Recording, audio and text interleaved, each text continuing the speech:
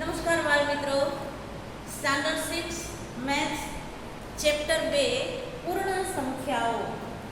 બાળ મિત્રો, લાસ્ટ લેક્ચરમાં આપણે પૂર્ણ સંખ્યાના સરવાળાના ગુણધર્મો આપણે ભણ્યા હતા, બરાબર. હવે આપણે જોઈએ પૂર્ણ સંખ્યાના ગુણાકાર વિશેના ગુણધર્મો, બરાબર. પૂર્ણ સંખ્યાના ગુણાકાર વિશેના ગુણધર્મો આપણે જોઈએ. તો એમાં આપણે જોઈએ તો કે સૌથી પહેલા સંવૃત્તાનો ગુણધર્મ. સૌથી પહેલો ગુણધર્મ આપણે જોઈએ સંવૃત્તાનો.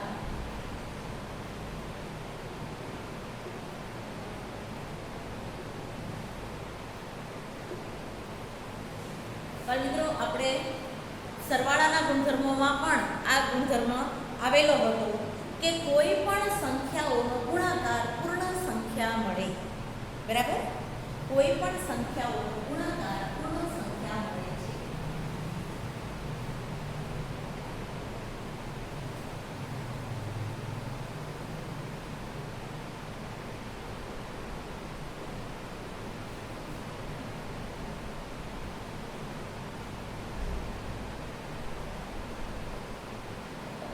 આ છે તે પેલો સંવૃત્તાનો ગુણધર્મ. જેમ આપણે સરવાળામાં કોઈ પણ સંખ્યાઓનો સરવાળો આપણે કરતા જે પરિણામ મળતું હતું તે પૂર્ણ સંખ્યામાં મળતું હતું, એવી જ રીતે અહીંયા કોઈ પણ સંખ્યાઓનો ગુણાકાર પૂર્ણ સંખ્યા જ મળે છે, બરાબર.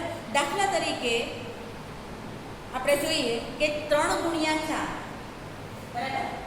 3 ગુણ્યા 4 બરાબર કેટલા મળે છે? તો કે 12, બરાબર.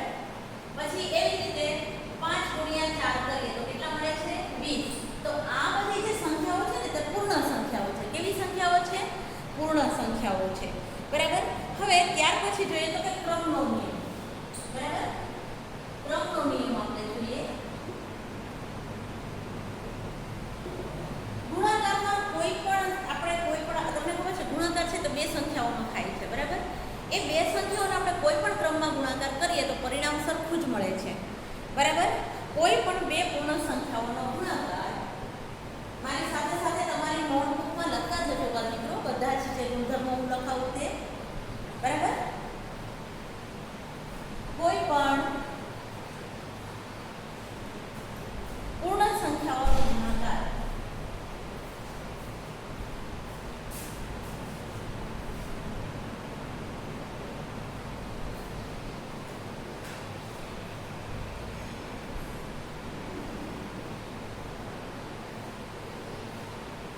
ગમે તે ક્રમમાં કરવાથી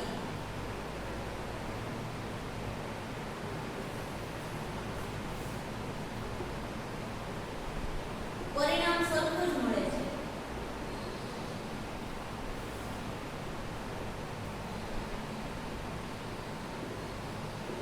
દાખલા તરીકે અહીં આપણે લઈએ કે 6 ગુણ્યા 7 બરાબર કેટલા થાય? 6 સત્તાને 42. એવી જ રીતે આપણે ક્રમ ફેરવી નાખીએ. 7 ગુણ્યા 6 કરીએ, બરાબર. 7 ગુણ્યા 6 કરીએ તો પણ આપણને કેટલા મળે છે? 42. તમે પેલા 6 ની સાથે 7 ને ગણો કે 7 ની સાથે 6 ને ગણો, પરિણામ તો સરખું જ આવશે, બરાબર. એવી જ રીતે બે અંકની ને એક અંકની સંખ્યા જોઈએ તો કે 12 ગુણ્યા 8 બરાબર કેટલા થાય? તો કે 72, બરાબર. 96, ઓકે. તો એવી રીતે માની લો કે 8 ગુણ્યા 12 કરો તો પણ પરિણામ શું મળશે? ક્રમનો ગુણધર્મ આપણે જોયો તો કે કોઈ પણ પૂર્ણ સંખ્યાનો ગુણાકાર ગમે તે ક્રમમાં કરવાથી પરિણામ સરખું જ મળે છે. બાળ મિત્રો, આપણે જોયું કે અહીંયા 6 ગુણ્યા 7 કર્યા તો આપણને 42 મળ્યા, 7 ગુણ્યા 6 કર્યા તો પણ આપણને 42 જ મળ્યા, બરાબર. એવી જ રીતે આપણે 12 ગુણ્યા 8 કર્યા તો 12 × 96, 8 ગુણ્યા 12 કરીએ તો પણ ત્યાં આપણને મળે છે તે 96. પરિણામ સરખું જ મળે છે, બરાબર. ત્યાર પછી છે જૂથનો નિયમ. મિત્રો, આપણે જે સરવાળામાં આપણે જૂથનો નિયમ શીખ્યા એ જ જૂથનો નિયમ આપણને અહીંયા પણ લાગુ પડે છે. જૂથનો નિયમ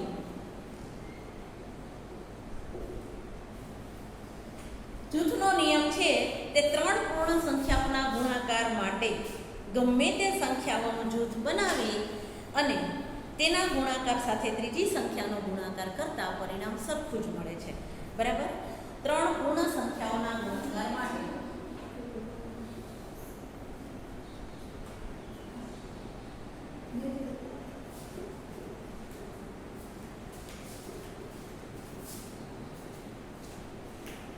ગમે તે બે સંખ્યાઓનું જૂથ બનાવવાનું.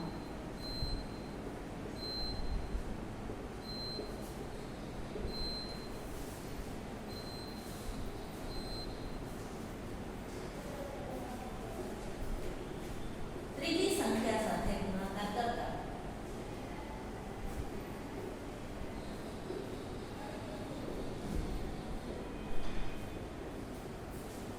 પરિણામ સરખું જ મળે છે.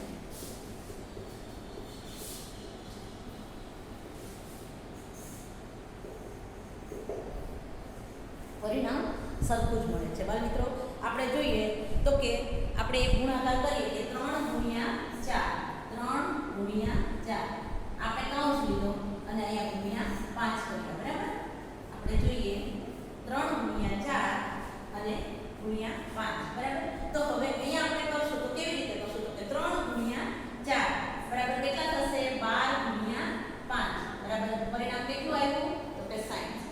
બરાબર એવી જ રીતે તમે જુઓ કે 4 ગુણ્યા 5 કરો. પછી આ ત્રણ સંખ્યા બાકી રહી અને આપણે 12 લીધી. 4 અને 5 નું જૂથ બનાવ્યું અને 4 પંચાને 20 20 ગુણ્યા 3 બરાબર પરિણામ શું આવ્યું 60. બરાબર એવી જ રીતે આપણે 5 ગુણ્યા 3 કરીએ. બરાબર 5 ગુણ્યા 3 કરીએ અને ગુણ્યા 4 ને આપણે 12 લઈએ તો આપણે પેલા આ ગુણાકાર કરીએ કે 5 તેરી 15 15 ગુણ્યા 4 બરાબર 60. તો તમે જોયું કે આ રીતે પરિણામ આપણને કેવું મળ્યું પરિણામ સરખું જ મળ્યું. જોયું બાળ મિત્રો કોઈને બાકી હોય તો પેલા લખી નાખો.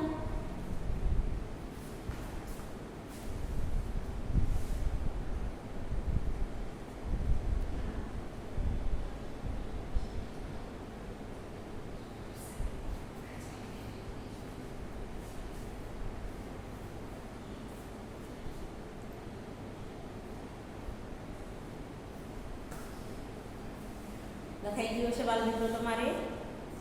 હવે ત્યાર પછી આપણે જોઈએ કે ગુણાકારની તટસ્થ સંખ્યા. ગુણાકારની તટસ્થ સંખ્યા જોઈએ બાળ મિત્રો આપણે. બાકી રહી ગયું હોય તો તમને ફોટોકોપી મોકલી આપીશ.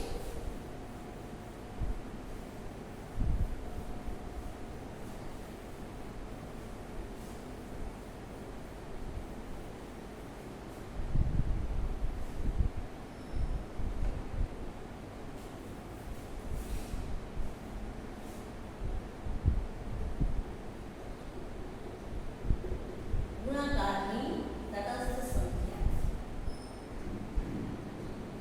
જે રીતે આપણે સરવાળાની તટસ્થ સંખ્યા કરી હતી બરાબર કોઈ પણ સંખ્યામાં શૂન્ય ઉમેરતા પરિણામ તેનું તે જ આવે. એવી જ રીતે કોઈ પણ પૂર્ણ સંખ્યાનો એક સાથે ગુણાકાર કરવાથી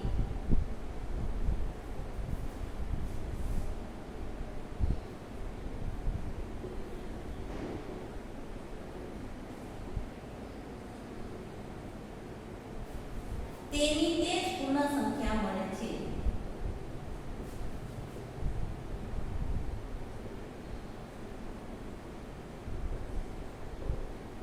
કોઈ પણ પૂર્ણ સંખ્યાનો એક સાથે ગુણાકાર કરવાથી તેની તે જ પૂર્ણ સંખ્યા મળે છે. બરાબર હવે માની લો કે આપણે 3 ગુણ્યા 1 કરીએ. 3 ગુણ્યા 1 બરાબર શું આવ્યું 3. બરાબર એવી રીતે 1 ગુણ્યા 3 કરો તો પણ જવાબ શું આવે 3. બરાબર 1 ને તમે કોઈ પણની સાથે ગુણાકાર કરો તો એની એ જ સંખ્યા મળે છે. બરાબર તો આવી રીતે આપણે પૂર્ણ સંખ્યામાં પણ ગુણાકારના ગુણધર્મોમાં પણ તટસ્થ સંખ્યા મળે છે 1. બરાબર યાદ રાખજો બાળ મિત્રો સરવાળાની તટસ્થ સંખ્યા 0 અને ગુણાકારની તટસ્થ સંખ્યા 1. ખાલી જગ્યા કે ખરા ખોટા કે જોડકા વગેરેમાં તમને આ પૂછવામાં આવશે. ઓકે હવે જોઈએ વિભાજનનો ગુણધર્મ. બરાબર ત્યાર પછી આપણે જોઈએ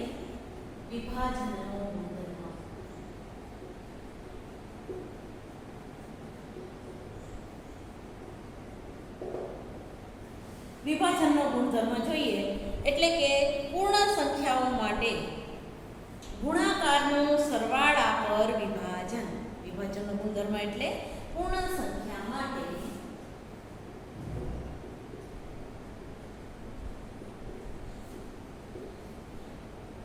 ગુણાકારનું સરવાળા પર વિભાજન.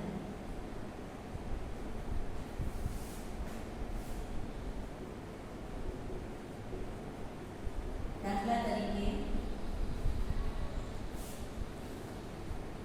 મિત્રો તમારે લખી ગયું હશે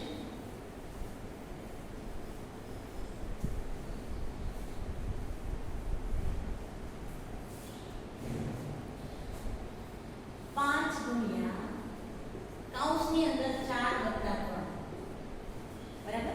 5 ગુણ્યા કૌંસની અંદર 4 વત્તા 3 તો એનો અર્થ શું થાય તો કે 5 ગુણ્યા આપણે આ બેનો સરવાળો કરી અને 12 મૂકવાના છે. 4 ને 3 કેટલા થાય 7 બરાબર. આપણને જવાબ કેટલો મળ્યો 35 બરાબર. તો એવી જ રીતે માની લો કે આપણે બે સંખ્યાનો આની જોડે ગુણાકાર કર્યો બરાબર. તો પહેલા 5 નો છે એક વસ્તુ પર ખાસ યાદ રાખજો કે કૌંસની અંદર જેટલી સંખ્યા છે એનો સરવાળો બરાબર. કૌંસની બહાર જે સંખ્યા આપેલી છે અને એ ગુણાકાર માટે તૈયાર છે તો આપણે એ આનો સરવાળો કરીને પણ એની સાથે ગુણાકાર કરી શકાય અને 5 નો વારાફરતી 4 અને 3 સાથે પણ ગુણાકાર કરી શકાય. તો એ આપણને કેવી રીતે સંખ્યા મળે છે તે આપણે 5 ગુણ્યા 4 વત્તા 5 ગુણ્યા 3. જુઓ બાજુ જોયું તમે 5 ગુણ્યા 4 વત્તા 5 ગુણ્યા 3 તો બરાબર કરી અને 5 ચોકું 20 વત્તા 5 તેરી 15 બરાબર. પરિણામ કેટલું મળ્યું 35 મળી ગયું બાળ મિત્રો. તો આવી રીતે આપણે 5 ગુણ્યા 3 વત્તા 4 બરાબર 5 ગુણ્યા 3 વત્તા 5 ગુણ્યા 4 પણ આપણે કરી શકીએ. જેમ કે તો કે અહીંયા આપણે 5 ગુણ્યા 4 વત્તા 3 અને 5 ગુણ્યા 4 વત્તા 5 ગુણ્યા 3 આ રીતે પણ આપણે ગુણાકાર કરી શકીએ. આને કહેશું આપણે ગુણાકારનું સરવાળા પર વિભાજન. બાળ મિત્રો તમે જ્યારે બહુપદીને બધું શીખશો ત્યારે તમારે આ રીતે જ સરવાળા બાદબાકી ગુણાકાર કરવાના આવશે બરાબર. હવે એક વસ્તુ છે કે પૂર્ણ સંખ્યાઓ બાદબાકી માટે સમૃદ્ધ નથી. પૂર્ણ સંખ્યાઓ છે તે બાદબાકી માટે સમૃદ્ધ નથી. શું કામ એને તો કે તમારી બાદબાકી કોઈ પણ રીતે હોઈ શકે. જુઓ પાના નંબર પાઠ્યપુસ્તકમાં પાના નંબર 32 અને 33 જુઓ બરાબર. પાના નંબર 32 ઉપર જુઓ આપણને કોષ્ટક આપેલું છે બાળ મિત્રો કે 6 ઓછા 2 બરાબર. આ તમે લખી નાખો એટલે હું તમને બોર્ડ કરીને બતાવીશ બરાબર. પછી આપણે બાદબાકી વિશે જોઈએ.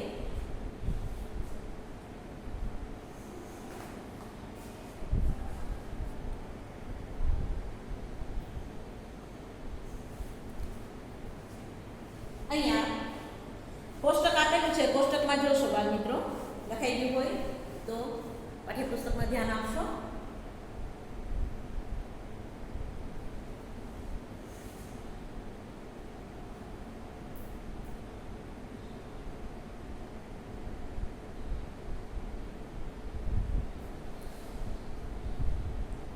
ઓકે હવે અહીંયા ધ્યાન 6 ઓછા 2 આપણને આપેલા છે. તો શું છે તો કે 6 ઓછા 2 કરીએ એટલે આપણને 4 મળે. તો 4 એ શું છે તો કે પૂર્ણ સંખ્યા છે બરાબર. હવે 7 ઓછા 8 કર્યા બરાબર.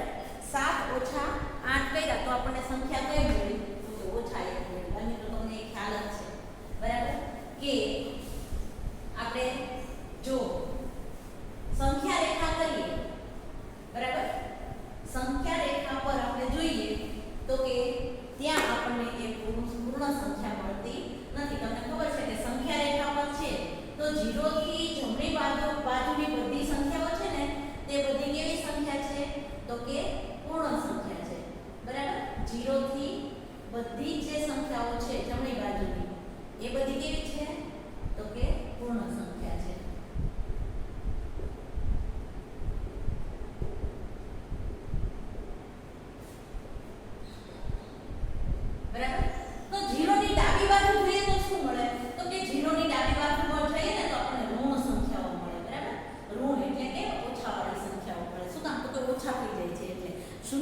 ડાબી બાજુ જોઈએ ને એટલે આપણને ઋણ સંખ્યા મળે, બરાબર. અને આ બાજુ શૂન્યની જમણી બાજુ જોઈએ એટલે આપણને પૂર્ણ સંખ્યા કે ઘન સંખ્યા મળે, બરાબર. પૂર્ણ સંખ્યા અથવા તો ઘન સંખ્યા મળે. પણ આપણે અત્યારે ભણવાનું છે, શું ભણવાનું છે? તો કે પૂર્ણ સંખ્યા જ ભણવાનું છે, બરાબર. તો બાદબાકી માટે આપણે જોયું કે 6 ઓછા 2 કરીએ, બરાબર. 6 માંથી 2 આપણે બાદ કરીએ એટલે આ માની લો કે 6 છે. 6 થી આપણે ડાબી બાજુ 2 એકમ જઈએ એટલે આપણને કેટલા મળે છે? તો કે 4 મળે છે, બરાબર. તો અહીંયા 6 ઓછા 2 બરાબર આપણને પૂર્ણ સંખ્યા ઉપર સંખ્યા રેખા ઉપર આપણને 4 મળ્યા. તો આપણો આ દાખલો સાચો છે, બરાબર. કે આ સંખ્યા પૂર્ણ સંખ્યા છે. 4 છે એ સાબિત થઈ ગયું કે ભાઈ 4 છે એ પૂર્ણ સંખ્યા છે. પછી એવી જ રીતે જોઈએ તો કે 8 ઓછા 7 કીધું, બરાબર. આપણે બીજી સંખ્યા કઈ આવી તો કે 8 ઓછા 7. હવે તમે જુઓ કે 8 ઉપરથી તમે જાઓ તો તમારે ડાબી બાજુ 7 એકમ સોરી 8 ઓછા 7 8 ઓછા 7 કીધું છે, બરાબર. 7 ઓછા 8 એમાં જ આપ્યું છે ને? હા, બરાબર. તો આપણે અહીંયા 7 થી આપણે જવાનું છે ઉપર અને 8 કદમ પાછળ ડાબી બાજુ. તમને ખબર છે કે જ્યારે આપણને ઓછા આપેલા હોય, બાદબાકી કરવાની કીધી હોય તો આપણે ડાબી તરફ જવું પડે, બરાબર. તો અહીંથી આપણે 7 થી ડાબી તરફ 8 કદમ જઈશું. કેટલા કદમ? 8. તો 1 2 3 4 5 6 7 અને 8 અહીંયા સુધી પહોંચ્યા આપણે, બરાબર. તો આપણને જવાબ શું મળ્યો? તો કે ઓછા 1 જવાબ મળ્યો. શું મળ્યો? ઓછા 1. તો અહીંયા છે કે પૂર્ણ સંખ્યાની શરત પૂરી થતી નથી, તેથી આ પૂર્ણ સંખ્યા નથી, બરાબર. પૂર્ણ સંખ્યા નથી. ઓકે. ત્યાર પછી આપણે જોઈએ તો કે 5 ઓછા 4 જોયું. અહીંયા 5 ઓછા 4 કીધા છે આપણને. તો 5 ઓછા 4 કરીએ તો આપણને 1 મળે. તમે જુઓ છો કે ભાઈ અહીંથી 4 કદમ પાછળ આવીએ એટલે આપણને 1 મળી જાય છે. જુઓ મળે છે. 4 કદમ પાછળ ચાલે એટલે 1 2 3 4 ઓછી એટલે આ 1 છે તે પૂર્ણ સંખ્યા છે, બરાબર. આ કેવી છે? તો કે પૂર્ણ સંખ્યા છે. શૂન્ય પછી તરત જ જમણી બાજુ 1 આવે છે, તેથી આ છે તે પૂર્ણ સંખ્યા છે. તો એવી જ રીતે તમે જુઓ છો કે 3 ઓછા 9 આપ્યા છે, બરાબર. 3 ઓછા 9 આપ્યા છે તો એ આપણે જોઈએ 3 ઓછા 9. હવે 3 ક્યાં છે? તો કે અહીંયા છે. હવે 3 થી આપણે ઓછા 9 કરીએ તો આપણને જવાબ શું મળે? તો સામાન્ય આપણે બાદબાકી કરીએ ને તોય તો ઓછા 6 જવાબ મળે. કેવો જવાબ મળે? ઓછા 6. એટલે આપણે અહીંથી છે તે 3 થી આપણે 9 કદમ આપણે પાછળ જઈએ, બરાબર. 3 થી 9 કદમ આપણે પાછળ જઈએ એટલે આપણને અહીંયા ઓછા 9 મળે. તો એ સંખ્યા આ છે. એટલે કઈ બાજુ છે? તો કે 0 થી ડાબી બાજુ છે. આ બધી છે ને એ પૂર્ણ સંખ્યા છે અને આ બાજુની છે તે બધી ઋણ સંખ્યા છે. એટલે આપણે હમણાં ઋણ સંખ્યા નથી ભણવાનું, આપણે પૂર્ણ સંખ્યા ભણવાનું છે. તો અહીંયા ઓછા 9 છે એ આપણને શું દર્શાવે છે? તો કે અહીંયા ઓછા 6 બતાવે છે, બરાબર. અહીંયા ઓછા 9 પછી અહીંયા ઓછા 8 ઓછા 7 અને ઓછા 6, બરાબર. બાકી તો આપણને અહીંયા જવાબ કયો મળે છે?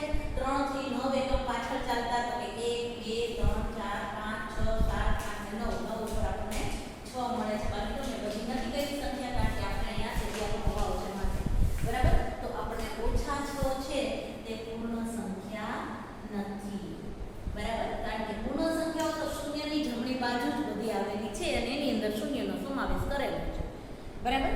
તો આવી રીતે તમે ચોથા જે છેલ્લું આપણને આપેલું છે તેમાં તમે લખી શકો કે ભાઈ અહીંયા ઓછા 6 છે એ પૂર્ણ સંખ્યા નથી, બરાબર.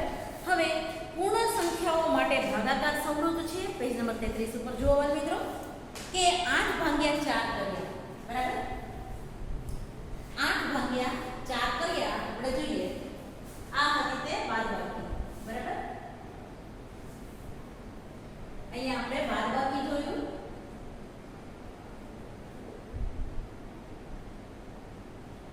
પછી હવે જોઈએ તો પૂર્ણ સંખ્યા વિશે ભાગાકાર.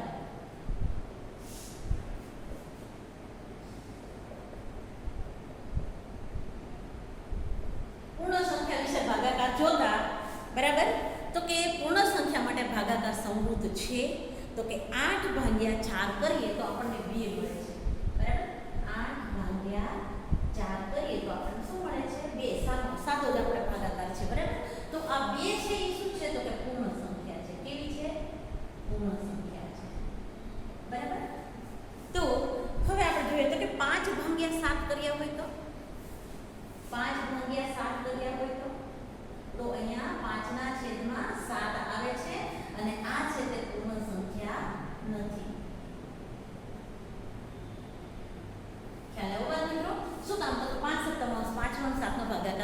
છીએ નહીં, કારણ કે ભાજક કરતાં ભાજ્ય છે તે ભાજ્ય કરતાં ભાજક મોટો છે, એટલે અહીંયા છે તે 5 સપ્તમાંશ બની શકે. અહીંયા કોઈ સંખ્યા જ નથી મળતી, મળશે તો કેવી મળશે? ઋણ સંખ્યા મળશે. બરાબર, એટલા માટે હવે 12 ભાગ્યા 4 કર્યા. બરાબર, 12 ભાગ્યા 3 કર્યા, સોરી, તો આપણે કેટલા મળ્યા? 4. તો આ 4 છે શું છે? તો કે પૂર્ણ સંખ્યા છે. બરાબર, પછી આવી રીતે જોઈએ તો કે 6 ભાગ્યા 5. 6 ભાગ્યા 5 એ પૂર્ણ સંખ્યા છે? તો કે ના, નથી, કારણ કે 6 પંચમાંશ છે તે અશુદ્ધ પૂર્ણાંક બને છે. કેવો બને છે?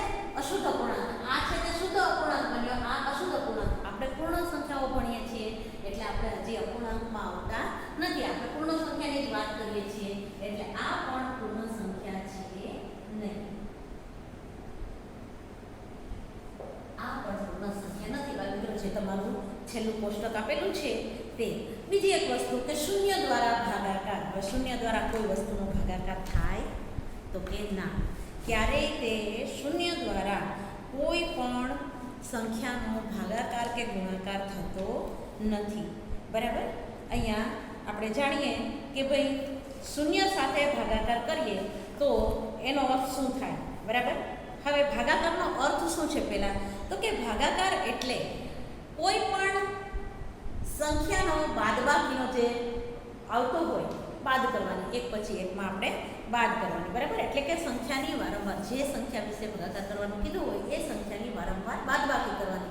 જેમ સરવાળો, આપણે ગુણાકાર છે તે કેમ સરવાળા ઉપર આધારિત છે? કોઈ પણ સંખ્યાનો સરવાળો માની લો કે 4 ગુણ્યા 3 કીધા, તો 4નો 3 વાર આપણે સરવાળો કરીએ એટલે આપણને શું મળે?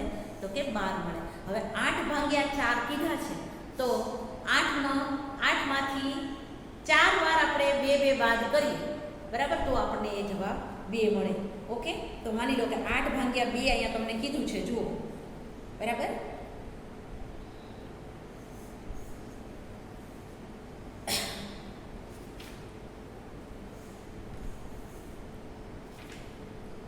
અહીંયા પેજ નંબર 33 ઉપર આપણને કીધું છે કે 8 ભાગ્યા 2 શોધીશું. બરાબર, તો 8 ભાગ્યા 2 શોધો તો 8નો આપણે 2 નો આપણે કેટલી વાર બાદબાકી કરશું ત્યારે આપણને શૂન્ય હોય. તમને ખબર છે ભાગાકારમાં શું હોય? તો કે આપણે નિશેષ ભાગાકાર કરવો પડે. શું કરવું પડે? નિશેષ ભાગાકાર કરવો પડે.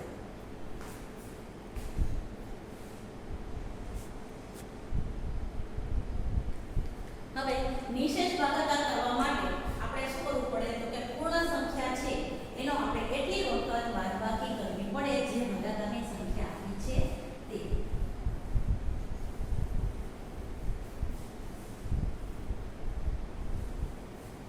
મિત્રો શૂન્ય વિશે આપણે એટલું કહી શકીએ કે કોઈ પણ સંખ્યાનો શૂન્ય સાથે ગુણાકાર કરવાથી પરિણામ શૂન્ય મળે.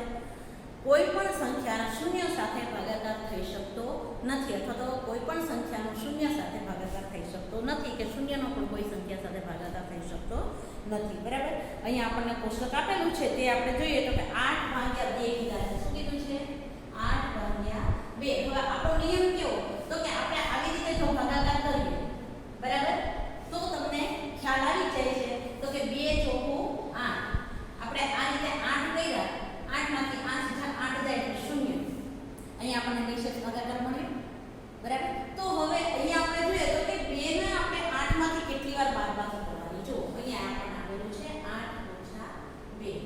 બરાબર, અહીંયા નીચે જ કરીએ આપણે 8 - 2, 6 - 2, પછી 6 માંથી 2 જાય તો 4 - 2, 4 માંથી 2 જાય તો 2 - 2. હવે અહીંયા શૂન્ય આવ્યું. તમે જોવો છો કે કેટલી વાર આપણે કેટલી વાર બાદબાકી કરી? તો કે 1, 2, 3 અને 4 આવ્યો આપણને અહીંયા 4 જવાબ મિત્રો. તો આવી રીતે ભાગાકાર છે તે કોઈ પણ સંખ્યાની બાદબાકી દર્શાવે છે. બરાબર, એટલે હવે આપણે કેટલી વખત બાદબાકી કરીએ તો શૂન્ય આવે? તો કે 4 વખત બાદબાકી કરીએ 2 ની ત્યારે આપણને શૂન્ય મળે.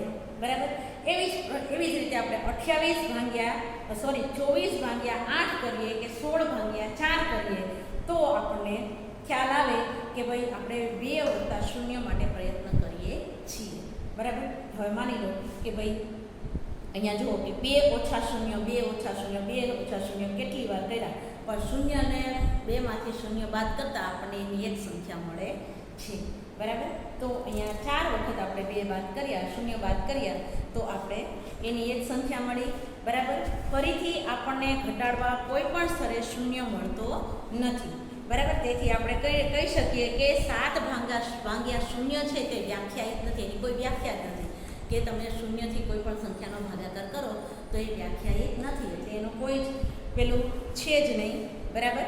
એટલે તમે જુઓ છો કે 2 ઓછા શૂન્ય 2 ઓછા શૂન્ય કર્યા તો શૂન્ય આપણે 2 જ મળીએ, 2 જ મળીએ ને. શું કામ? તો કે ભાગાકાર કર્યો શૂન્યથી, માટે પણ શૂન્યથી ભાગાકાર થઈ શકતો નથી. બરાબર.